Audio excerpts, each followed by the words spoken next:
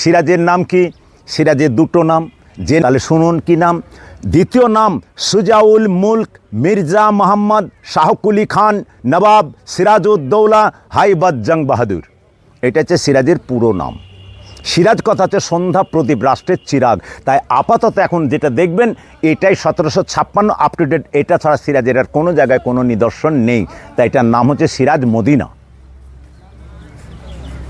নামটা মনে রাখতে পারবেন সেটা আগে বলবো, যেটা ভুলে যাবেন পরে বলবো।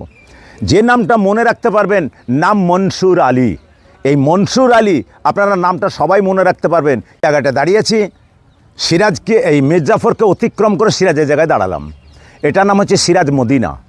কেননা সিরাজের যিনি দাদু ছিলেন আলীবর্দী খাঁ, উনি এইখানে মদিনা নির্মাণ করেছিলেন 1756-তে।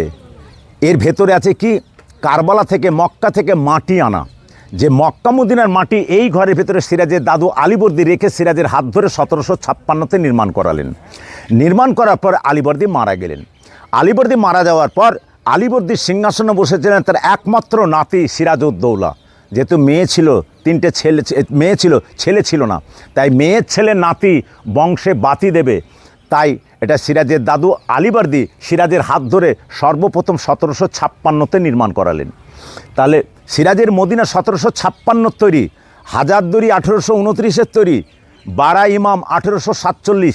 তিনটের মধ্যে কোনটা আগে আমরা দেখতে পাবো? আমাদের মদিনাটা।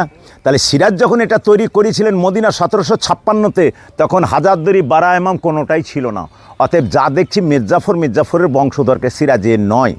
সিরাজের দেখতে গেলে আপনাদের নদীর ওপারে যেতে হবে, যেখানে 34 জন সাহিত্য আছে খোশবাগ। আর সিরাজের অরিজিনাল বাড়ি দেখতে গেলে যেতে হবে আপনার ডাহাপাড়ায়, যেটা ওই হাজার দরবার বা হীরাঝিল, ওইখানে সিরাজের বাড়ি পাবেন এবং সিরাজের নদীর ওপরে খোশবাগ পাবেন, বাকি সব মির্জাফরের।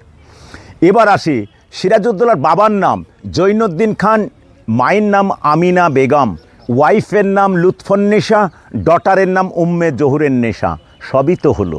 সিরাজের নাম কি? সিরাজের দুটো নাম, যে নাম